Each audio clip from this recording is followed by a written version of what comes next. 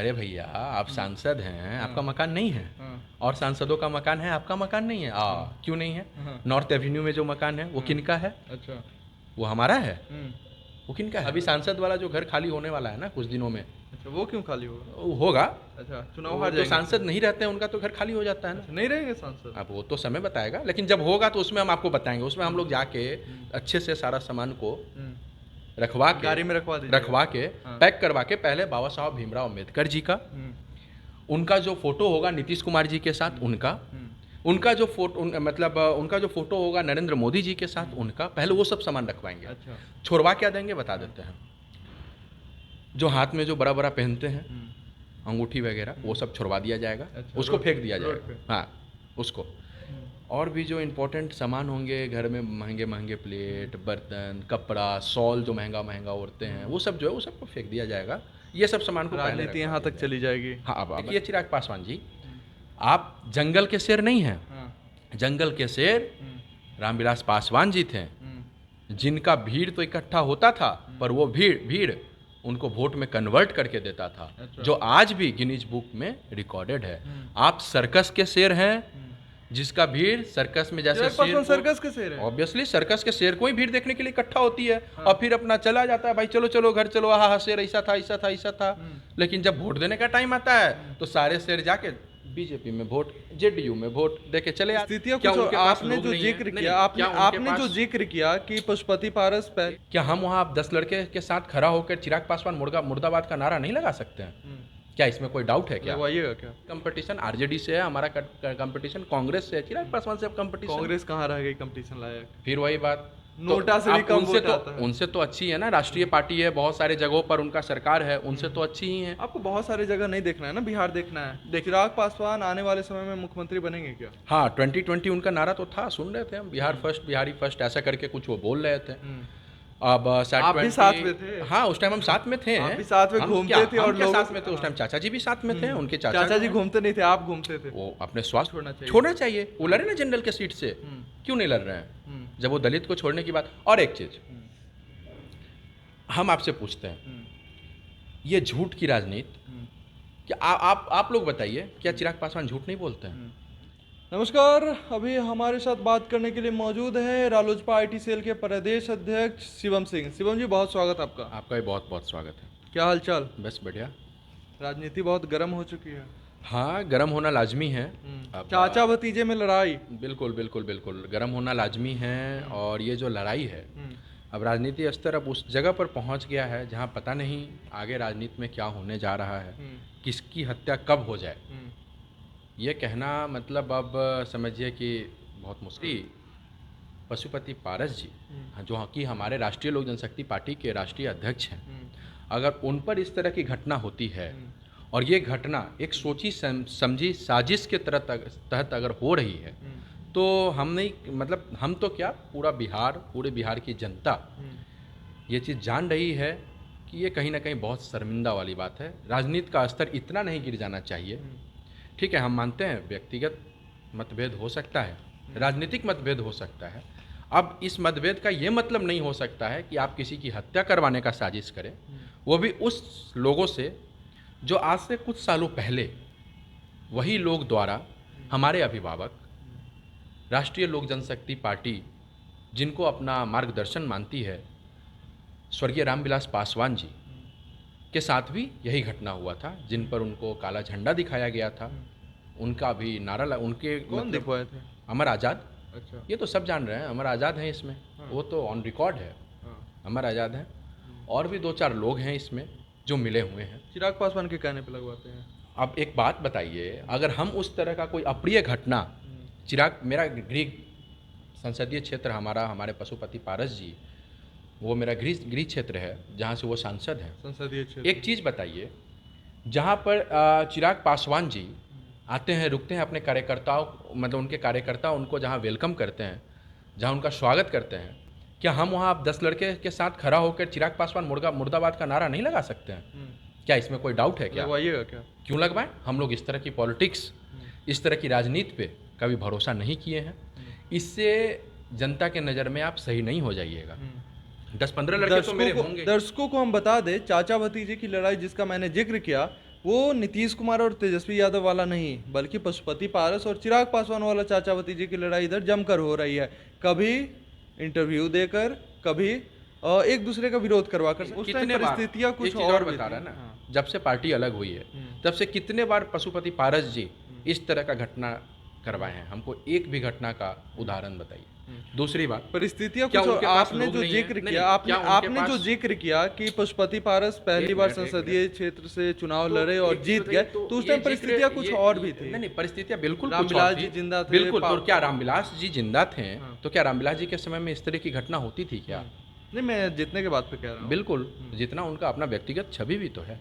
दूसरी बात, अपने एमएलसी को जिताए ना कि नहीं? अभी ना जिता है, अभी जिताए ना। नीतीश तो जी के अगर साथ, उस तरह बीजेपी का के साथ मिलकर। ऑब्वियसली, अरे तो एनडीए तो क्या कौन अकेले जीत गया? अकेले कौन? भी पूरे बिहार में अकेले एक महेश्वर जी जीते हैं, एक और दो चार विधायक तो उनका अपना ही छवि था। सच्चिदानंद राय जी जीते ना, ये लोग काहे नहीं जीत लिए? चिराग पासवान अच्छा, आप लोग का कंपटीशन सिर्फ चिराग पासवान से ही है? बिल्कुल नहीं है। वो है कौन?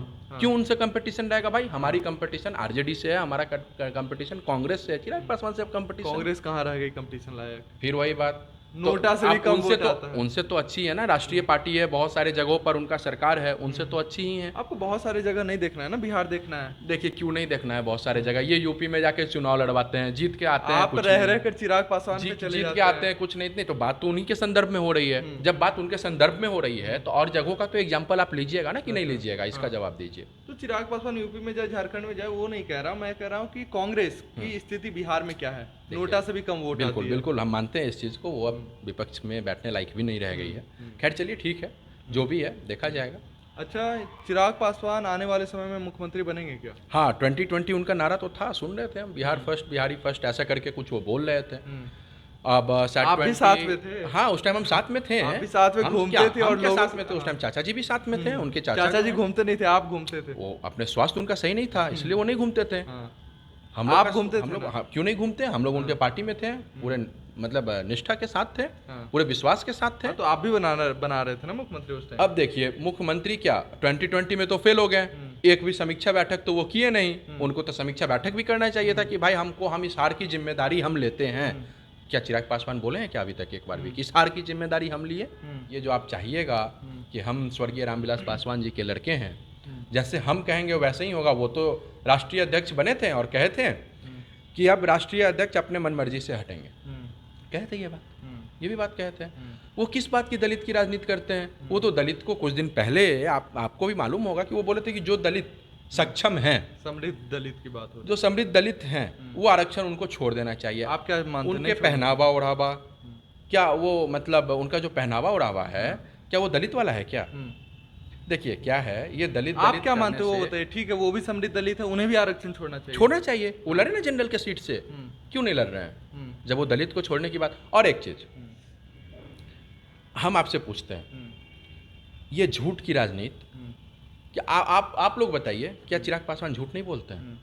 एकदम झूठ बोलते हैं। हाल फिलहाल झूठ बोले हैं, बिहार की जनता से झूठ बोले, जो अपने बिहार की जनता से झूठ बोल रहे हैं, जो अपनी बिहार की जनता से झूठ बोल रहे हैं, वो क्या बिहार का सीएम बनेंगे? अच्छा, वो क्या झूठ बोल, या तो वो बहुत तेज हैं, या तो वो सबसे ज्यादा तेज हैं, या तो बिहार की जनता सबसे ज्यादा बुड़बक है। अच्छा, वो ये बोलते हैं कि हमारा मकान नहीं है, हम अपनी नानी के घर जा रहे हैं। अरे भैया, आप सांसद हैं, आपका मकान नहीं है, और सांसदों का मकान है, आपका मकान नहीं है। क्यों नहीं है? नॉर्थ एवेन्यू में जो मकान है वो किनका है? अच्छा, वो हमारा है। वो किनका है? इस चीज को बताए नहीं अभी तक, बताना चाहिए, जल्दी बताइए। अच्छा, ये हम बताएंगे, हम बताने आए हैं, हम तो पूछने आए, आप ना बताएंगे। आपको पता था तब तो बता दिए। किसको नहीं पता? आप कहाँ? हर सांसद का एक वो जो ये चीज बोले हैं कि हम अपनी नानी के घर जा रहे हैं, हमारा तो यहाँ कोई मकान है नहीं, हम अपनी नानी के यहाँ जा रहे हैं, तो जो मकान है, या तो बिहार की जनता बुड़बक है, क्यों? हाँ यार, चिराग पासवान का तो कोई मकान नहीं है, वो कहाँ जाएगा? क्यों बोले होंगे ऐसा? सिंपैथी लेने के लिए। अच्छा, जी, मिलेगा जनता को भ्रमित करने के लिए। अच्छा जी। अच्छा, वो ठीक है, वो झूठ बोल दिए। अंबेडकर जी का फोटो, रामविलास जी का फोटो रोड पे आप लोग बिखरवा दिए उनका। ये चीज तो उनसे सवाल होना चाहिए। हम लोग बिखरवा दिए। वाह, बहुत अच्छा। सरकार में कौन है? बहुत अच्छा। सरकार में कौन है? तो सरकार उनको 6 बार भाई अल्टीमेटम दिया, तो आप लोग बिखरवाए ना भाई। अरे भाई उनको सरकार और चीज़ उनका उनका और भी चीज़ था वो भी बिखरवा देना चाहिए था। वो क्या नहीं बिखरवा तो दिया। आप लोग ने बताइएगा। अफसोस हो गया। चलिए ठीक है, आगे कभी मौका मिलेगा। जिनका जो लक्षण होता है वो तो आगे भी चलते रहता है ना, फिर मिलेगा। अभी सांसद वाला जो घर खाली होने वाला है ना कुछ दिनों में, अच्छा, वो क्यों खाली होगा? वो होगा।